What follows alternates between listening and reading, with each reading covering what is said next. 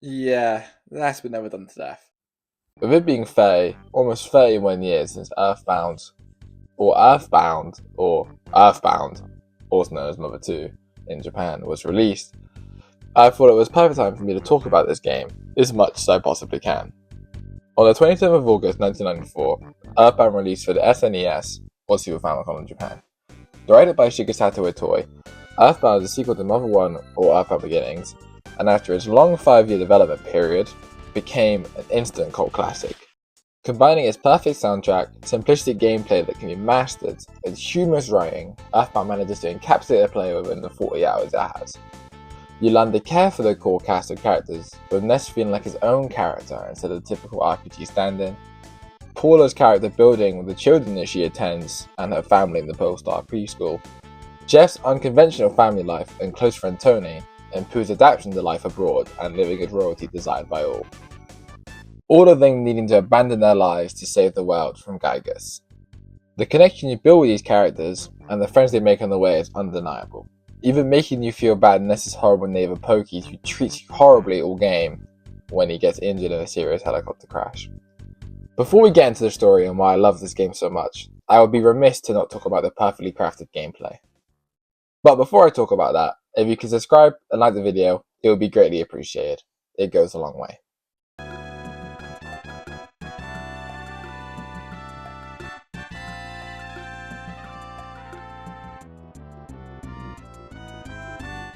In EarthBound, you control Ness and friends with the ability to go around and interact with basically anything in the world for flavor text. Being a game built on as comedy, you want to interact with everything to make the most out of every playthrough. Every time I've completed the game, I found a new line that made me laugh. Every member of the party has their own inventory of 8 slots, and their equipment slots are not separate. Speaking of equipment, every character has 4 equipment slots. A weapon which are bats for Ness, frying pans for Paula, and guns for Jeff. A body equipment slot for pendants, arm equipment slots for items such as bands, and the other equipment slot for coins and ribbons for Paula. However, Pooh has his own personal equipment with only one of each in the game. The Sword of Kings for his weapon, Cloak of Kings for his body, Bracer of Kings for his arms, and the Diadem of Kings for his other. Due to these items being a part of your inventory management is a key to survival in the harder parts of the game, and will be a very key factor in your success and a steep learning curve for the player. Navigating the simplistic world of EarthBound is easy and you won't find yourself overwhelmed with what to do, and if you do find yourself overwhelmed, there's ways around this issue. The Hintman is one of the ways around this issue. However, if you have the player's guide or access to it online, as it is free, he is rendered useless. The player guide has guides to all the weapons, items, and PSI moves which can help first-time players, and I recommend using this for your first playthrough instead of a guide. The game sticks to its style and doesn't have any alternative gameplay styles, which in my opinion benefits the game greatly by keeping its basic nature. It allows the writing to take the player's full attention. On the game map there are present boxes and NPCs. Present boxes contain items, and only one time in the game contains money. Enemies and bosses are encountered on the in-game map, with enemies having different on-field movement patterns which allows a variety of encounters to keep the gameplay fresh in the variety of dungeons in the game. The enemy can be encountered 3 ways: a normal encounter, a first strike, and an enemy first strike. When encountered normally, the screen will dim and then it will transition into battle. When first striking an enemy, the screen will dim green and you will be able to attack the enemy first or run away from battle if needed. However, if you're strong enough to one-turn an enemy in combat, the enemy will run away and a first strike will instantly KO the enemy with no battle needed. When an enemy first strikes you, the screen will dim red and they get to attack first unless your speed is high enough. EarthBound has the typical RPG combat mechanics of turn-based combat with regular stats such as HP, speed and defense being key stats, and including an EXP-based leveling up system. However, EarthBound has a unique RTS-style twist having your HP and PP scroll down instead of deplete at once. This could lead to holding on from a mortal blow, suffering a deadly hit, and the battle ends before your HP scrolls to 0. You won't be defeated and instead end the battle on how much HP you had when it ended. The basic attack in EarthBound is a bash, and has a chance to miss and also be evaded by the enemy. They can also become a smash attack, which is EarthBound's version of a critical hit, and can only be rolled on physical attacks. Due to Jeff having a gun, he just shoots him to death like an American and cannot land a smash attack. An important stat for battles is Guts, which is also your luck stat in this game. It directly relates to your smash attacks and also your chance to hold on for a mortal blow at 1 HP. Enemies can also drop items at rates of 1 in 1, 1 in 2, 1 in 4, 1 in 8, 1 in 16, 1 in 32, 1 in 64, and 1 in 128. Item drops are uniquely rolled in EarthBound, with it being rolled when you touch the enemy on the field and not when it is being defeated. There's also a famous challenge run to obtain every 1 in 120 item in the game in a single run, which is not recommended for a first time playthrough. Another interesting tidbit is that all of the party's ultimate weapons are 1 in 128 drops, with the Gutsy Bat dropped by the Bionic Kraken, the Sword of Kings dropped by Starman Super, the Magic Fry Pan dropped by the Chompersaur, and finally the Broken Antenna dropped by the Uncontrollable Sphere. However, Jeff needs an IQ of 65 to repair this, which is highly unlikely to be met by the end of an average playthrough. The best pendant for each party member is also a 1 in 128 drop, being the Star Pendant dropped by the Major Psychic Psycho, whilst also having Paula's best equipment behind the 1 in 128 drop, being the Goddess Ribbon dropped by the Ghost of Starman. And now for the most complicated yet most important part of the battle system, PP. PP is your magic stand-in for this adventure, and allows you to perform PSI spells which consist of damage, support, or status inflicting, all with their own special on-screen effects. PSI spells come in rankings starting with Alpha, then Beta, Gamma, and ending at Omega, being the highest power level of each PSI ability. New PSI moves are learned throughout leveling up. Ness, Paula, and Pooh all have their own unique PSI movesets, with Ness being the only character able to cast Rockin', which is the default name. The attack could be called whatever you named your favorite thing. Flash, Healing, Life Up, Hypnosis, Paralysis, and Shield all being used in battle. Learning the ability to teleport on the field later on, but you can teleport Alpha or Beta.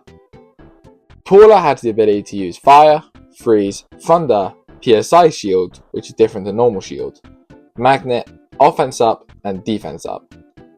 Pooh can use Starstorm, Freeze, Thunder, Life Up, Healing, although restricted to Life Up Gamma, Brain Shock, Shield, and Magnet. Jeff does not have any psychic powers and therefore cannot use PP, but instead has his own ability to never miss an attack based off his own accord. Whilst an enemy can still dodge, he will never miss. The final piece of information needed about the battle system is every member of the party's unique ability.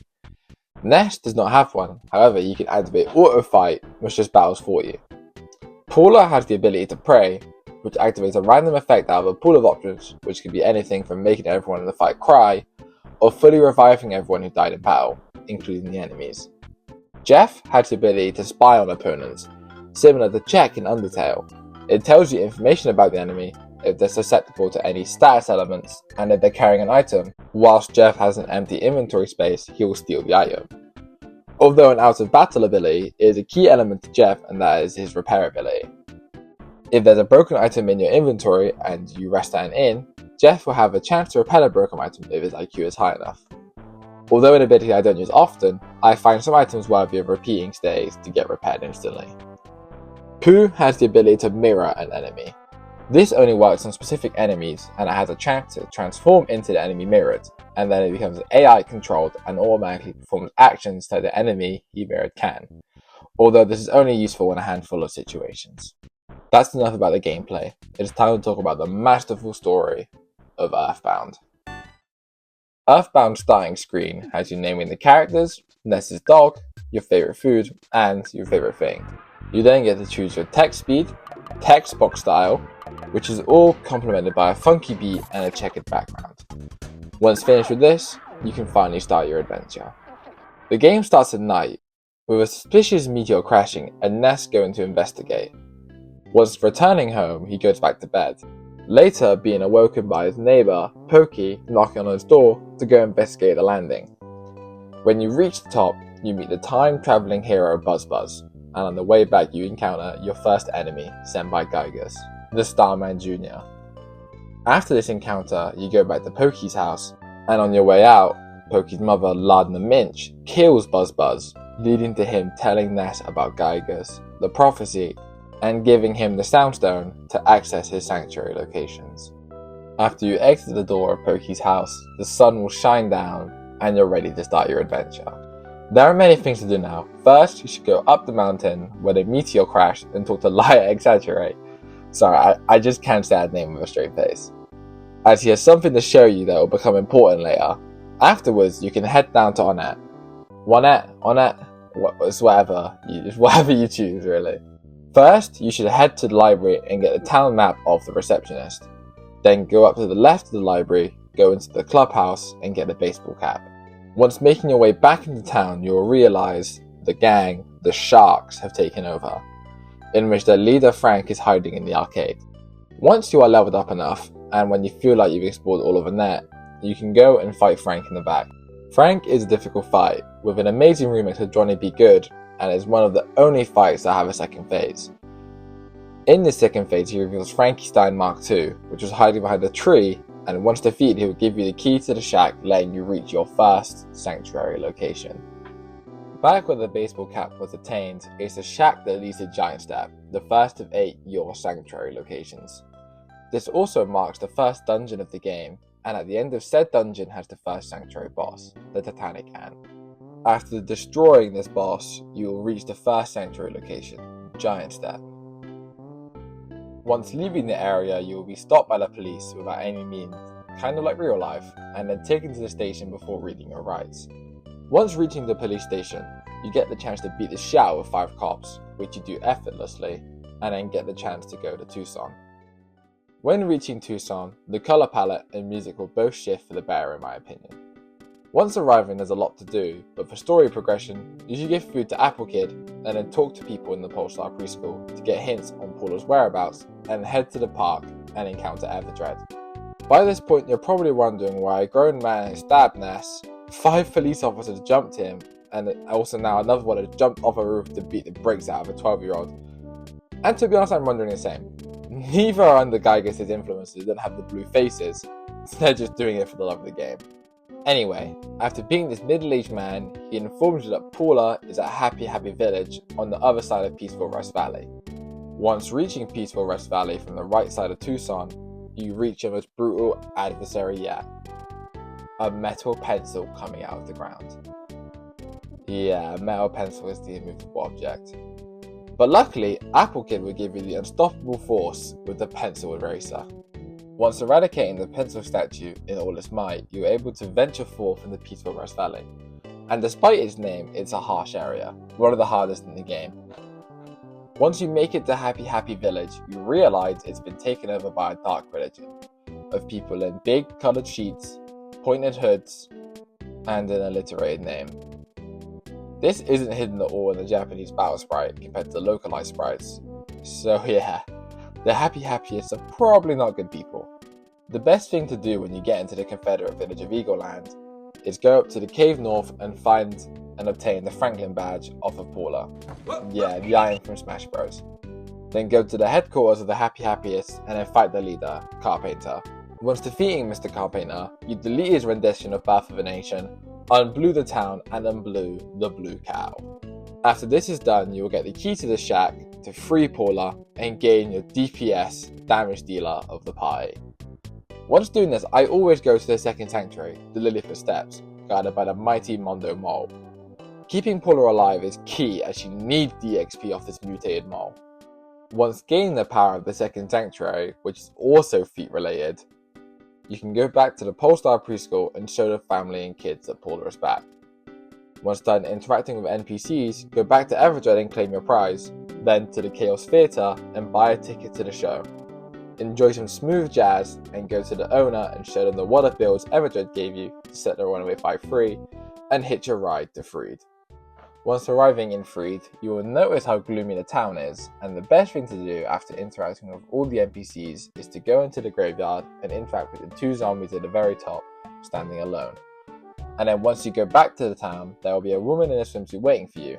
And as Ness is a child in 2025, he is obviously a gooner and instantly follows his OnlyFans model into the hotel, and instantly gets jumped by a group of zombies and ghosts. And so obviously, when you wake up behind a metal door in a cave, the first thing you do is call out to a random friend, which leads to our next story advancement. You wake up in Winters as Jeff, in his room next to his best friend Tony.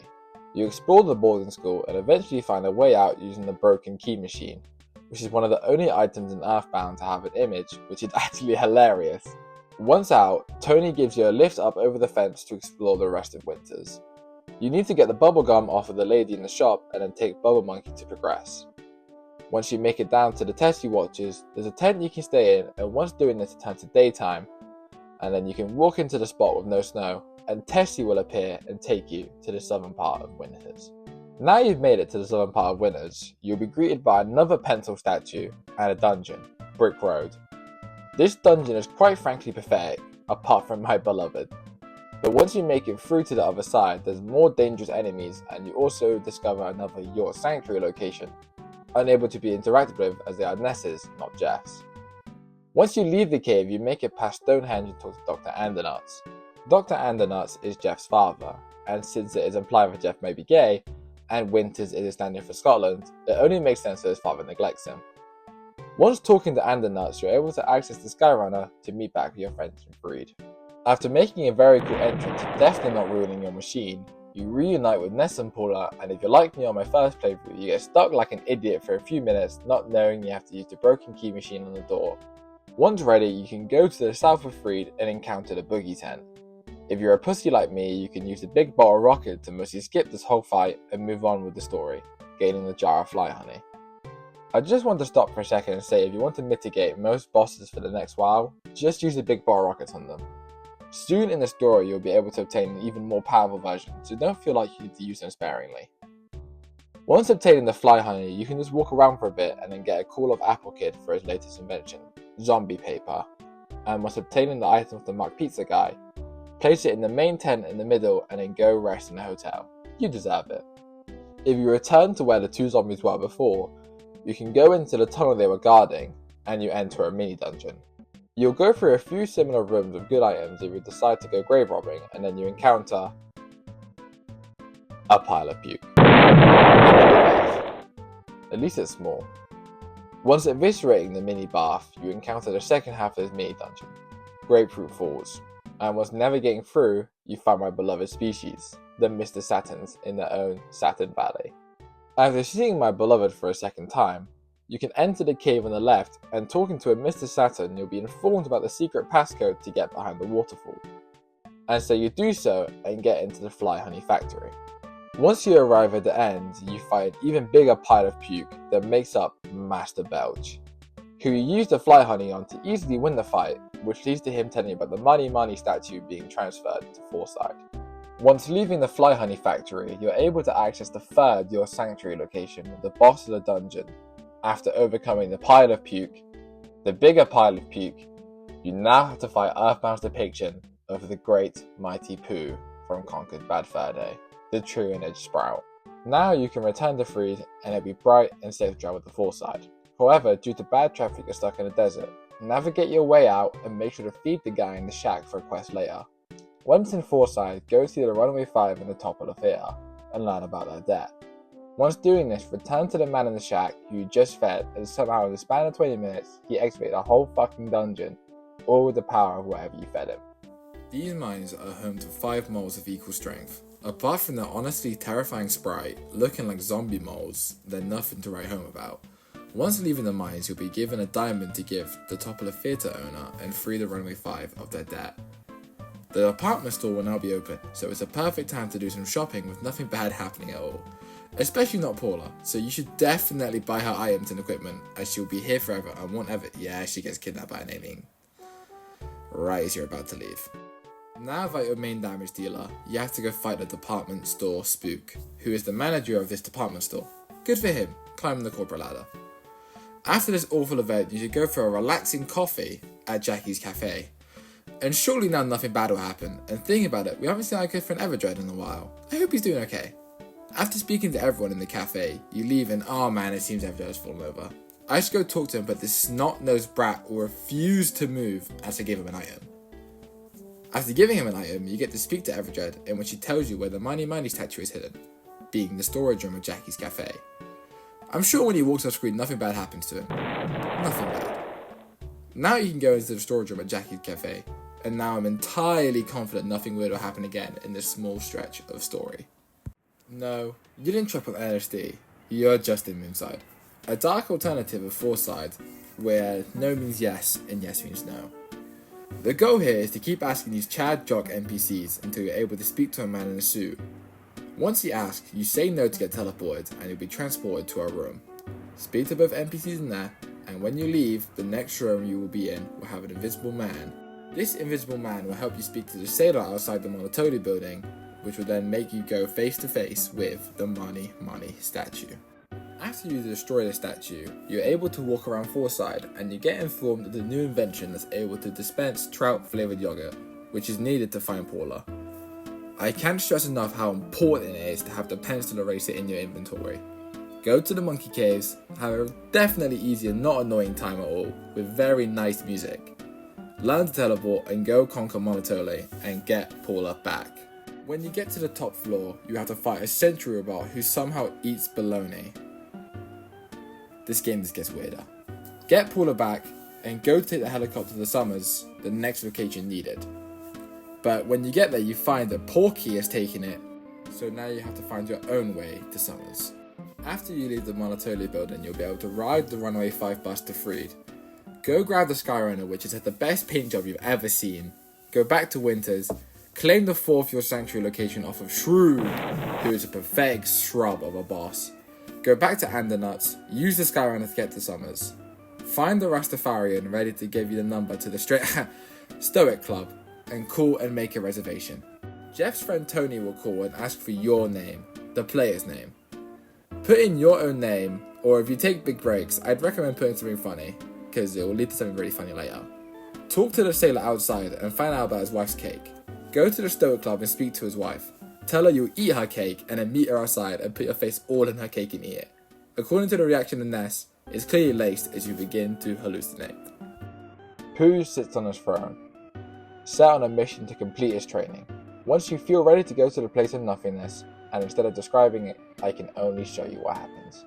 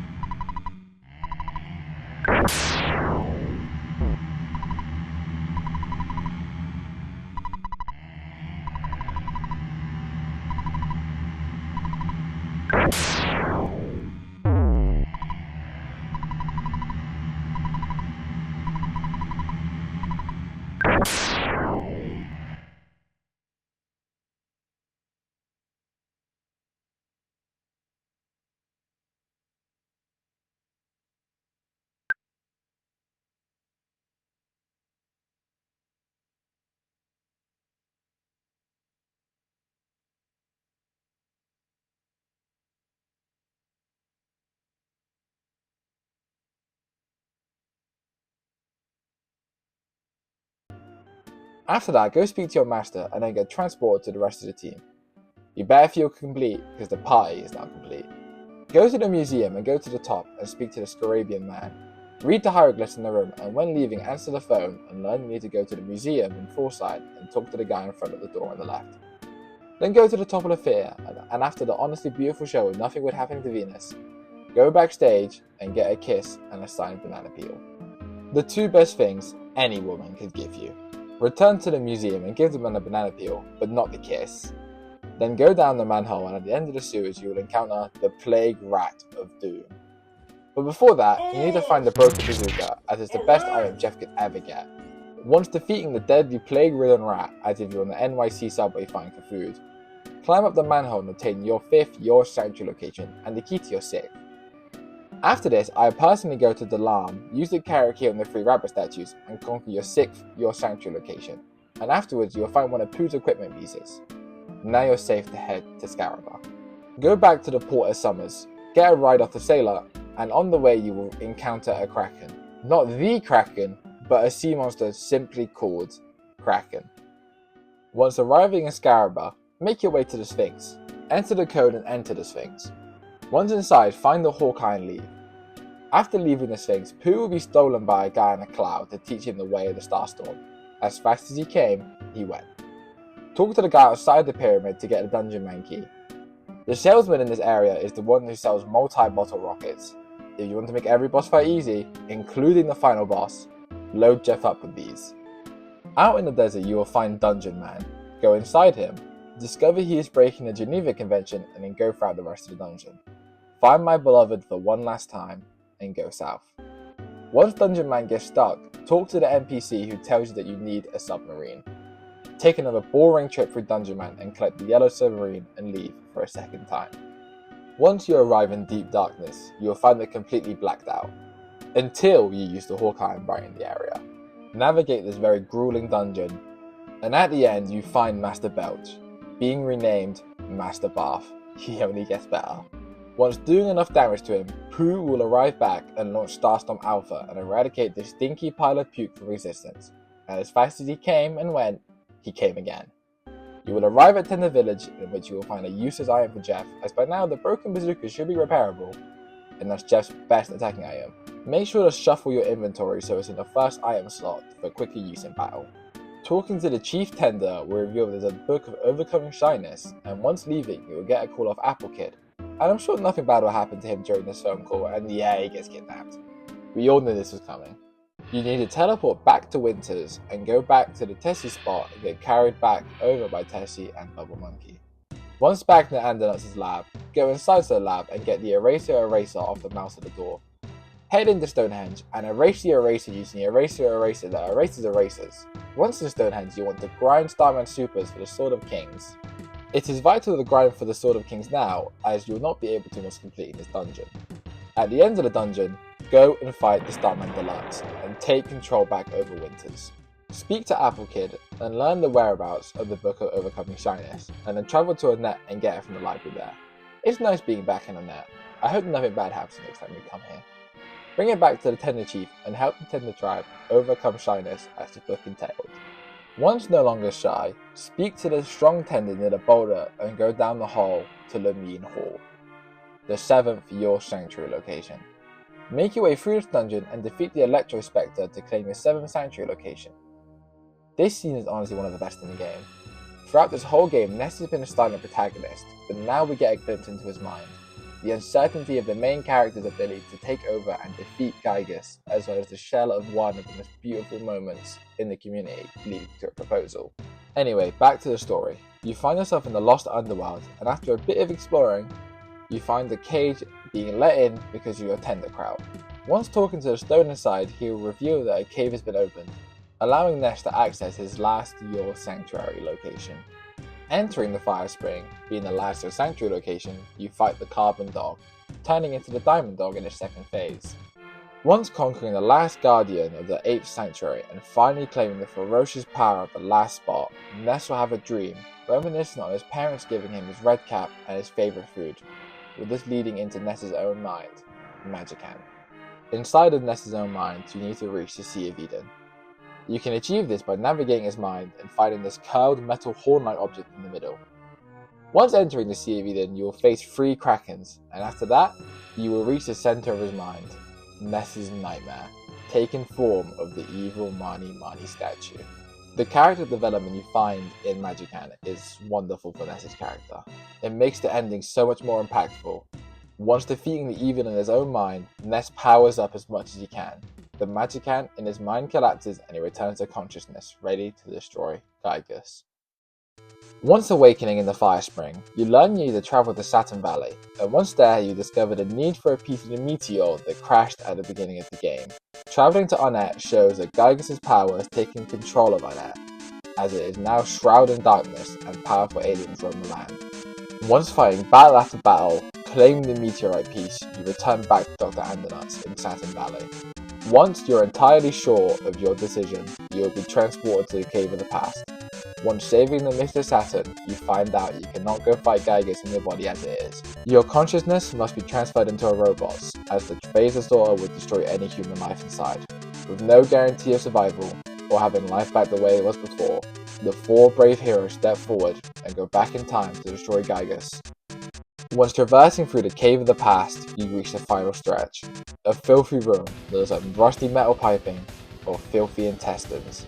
You encounter Gygus, reflecting Ness's face back at you, with Porky joining the fight, his skin blue from what could only be his life being torn apart when travelling back in time with the phase Distiller.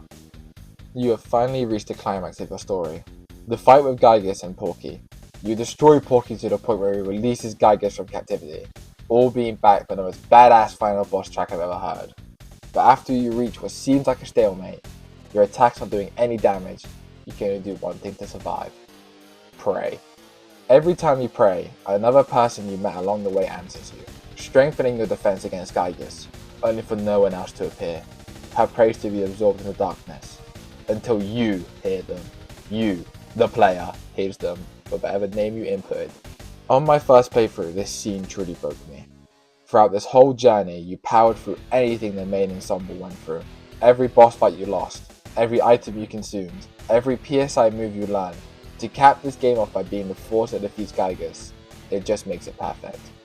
Your prayers defeat Gygus, and with Porky running away like the coward he is, you save the universe. You go back to the bodies of the children, their souls leaving, returning back to the present, and entering the child bodies again. Now there is peace in Eagle Land. Pooh returns to Dalam to assist his people, and Jeff decides to stay with Dr. Andernut, finally recognizing him as his father. Getting a letter from Tony with a flirty, loving message. It's left for you to walk Paula home. You can visit anywhere and anyone you want, but when you finally make it back to Annette, your journey is over.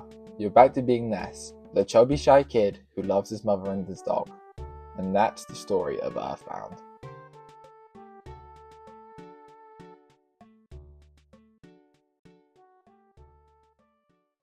The best thing about EarthBound's story is its inclusivity. These 4 children don't live normal lives, and it's not casted to the player like it's a big deal. They're just living their lives any child would with these situations, making the most of them. As I previously mentioned, Ness is just a chubby kid with an absent father who watches him and makes sure he's okay. Whilst not being there physically, his love still shows through. Paula is a child thrown into a life of childcare early, not experiencing her own childhood. Jeff is an isolated kid with no mother, and a neglectful father, unconfirmed if he was gay, but it was confirmed that his best friend Tony was. Pooh's royalty, loved by all but with no known family, just his master. None of these kids have a standard life, yet it's not shoved down your throat. It's not shown to you these lives, but it makes the story so much better, with the idea these 4 children are now chosen when they weren't given a chance in their lives. The humanization of these characters makes the story so much more impactful. You don't want a sad ending. You want them to have the best life, so you see the game to the end. You're not driven by the desire to defeat Gygus. You're driven by the desire to help these characters have their role fulfilled and achieve unconditional happiness. The bond you create can only be understood when you pick up the controller or keyboard if you pirate the game and want Shigeru Miyamoto to turn into lost media and play the game from start to finish. However, the story does have some downsides, the main one being the pacing. The story doesn't really kick back up from Buzz until you get the Scaraba, but mostly taking the backseat for the majority of the story, which is okay in my opinion, as the rest of the game is just as good without the looming threat of Gygus. One of the best parts of EarthBound is the soundtrack. So many great atmospheric tracks, so many beautiful songs make up this soundtrack, and this video can never do it justice. It's just another part of the game you have to play to understand. So many funky battle tracks like Battle Against the Machine, Peaceful Rest Valley, Buy Something Will Ya, the infamous Sanctuary boss theme, and no matter how much this song is talked about, the final boss theme, Pokey Means Business, will always be criminally underrated, and is undoubtedly my favourite song on the soundtrack. The way it starts sounding so similar to how the music was composed the whole game by Keiichi Suzuki, and turning into this insane metal guitar unlike anything else in the whole game, builds the atmosphere so perfectly. Another masterpiece is Free at Last, which has been playing in the background of this video, and also plays once you've saved Freed from the presence of Gygus. The song itself shows this sense of freedom the whole town is feeling. It feels triumphant yet grateful that you were the one to save the town from Gygus. The music of EarthBound has inspired many more games, and is even still being sampled to this day by composers such as Toby Fox in his game Deltarune. I haven't mentioned the sprite work in this game, as I feel like it needs its own section. The sprite work in this game is masterful. So many beautiful sprites, such as all the Sanctuary bosses, with the best being the Plague Rat of Doom, in my opinion. All of the Mook sprite work is amazing, and the whole world itself is so expressive even though the art style is so basic. There's not any two areas that look the same or have similar set pieces. I'm confident that you can show me a screenshot of anywhere in the game and I can tell you where it's from. Every town has its own seasonal style, which really shows the progression of the story, with it seeming like the seasons are passing whilst getting closer and closer to Gygus. One of my favourite looking areas is Magican. The colour palette switching so violently when you talk to NPCs makes the area so fun to explore and incentivizes the player to talk to every NPC. I personally love the purple aesthetic the most, but even when transitioning to the Sea of Eden, the environment stays beautiful and evokes a powerful feeling of mystery within the player, without needing anything more than a few different colours. Another memorable visual is the Pink Cloud Sanctuary in Dalam. It is so serene, and most playthroughs I sit there for a while and take in my journey so far. Something you are probably waiting to be mentioned were the battle backgrounds. Instead of going for a basic background like most RPGs at the time, EarthBound went for a more inventive approach, animated battle backgrounds. These backgrounds are unique to each enemy and can be as simple as a few curved lines to what seems like drum cymbals warping in the background. An interesting tidbit about these is there's an unused item in the code called the video relaxant, or known as the video drug, and is assumed to be a way for the devs to check these backgrounds in real time. Another interesting detail is that all the Sanctuary bosses' battle backgrounds are building up from the very start, with it becoming more detailed with every step up of boss. I personally believe these backgrounds create a better sense of immersion into the game, as I personally believe all the psychic abilities would make the fight happen in a little bubble, explaining the battle backgrounds. My favourite of them has to be the Starman Supers. The rainbow psychedelic background makes the grind for the Sword of Kings a lot more bearable for me, and it's even my background on my YouTube channel. The last visual aspect of the game I want to discuss is the PSI effects. This video I'm displaying on screen right now is a great way to see them all. Every PSI effect is very visually interesting, and I feel so immersed when watching them play out in front of me. It becomes even more immersing when me and my opponent are using them back to back. My favourite effects are Rocking Omega, Freeze Omega, and Starstorm Omega. The sound effects that come with them also make them feel so powerful, especially Rocking and Starstorm, with rocking sound effects and visuals being my personal favourite. EarthBound is no doubt of, if not my favourite game of all time. It's the game that saved me from so many dark periods of my life, and never fails to pick me up. Every playthrough you will have a new favourite dialogue box, a new funny moment, a new enemy that wipes out your whole party, and it just makes this game so perfect. A game that should be a product of its time, yet is so timeless it's absurd. EarthBound is a masterful game, with a perfect soundtrack, amazing gameplay, a fine-tuned story, all with a beloved, inclusive character roster. I first played EarthBound after Chugga Conroy's playthrough in 2018, and I was hooked from the first video he uploaded. This game built a connection to me from the first moment I saw it. It's inspired the jokes I make, the lessons I learn, the video games I enjoy, and the video game OSTs I love. This is one of the only games that have ever left a lasting impact on me. Walking around in that end scene for the first time, talking to every NPC that Ness saved from Gygus just to keep the game going. I never wanted it to end, and some part of me wishes it never did. I could have claimed 100 more Sanctuary locations, beat 1,000 more Foppies, and I still would never have got bored. It truly is a masterpiece, and I cannot stress that enough. EarthBound is a game you need to play to understand why it is so loved. EarthBound is still relevant to this very day. With its comedic writing and quite inclusive cast, if you had told me this game was released today, I would believe you. Ness even beats up police officers, so we all know that's why he's the GOAT. But seriously, this game is timeless. The art style means it will never look outdated. The pixel art throughout the game is beautiful. Whether it's Ness's Fuzzy Pickles or the Starman Deluxe, the game looks beautiful. No sprite looks ugly without it being purposeful. The proof of EarthBound's timelessness is that it has inspired so many new games that have become instantly loved.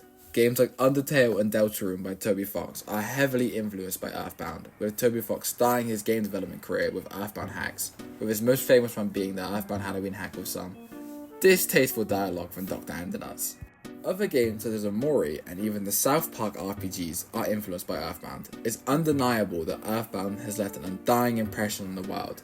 EarthBound will be forever remembered as one of the best games ever crafted by Nintendo. I've done enough talking. If this video does fairly well, maybe I'll continue this channel and talk about more of my favourite video games. Anyway, that's all. I hope you enjoyed, and goodbye for now.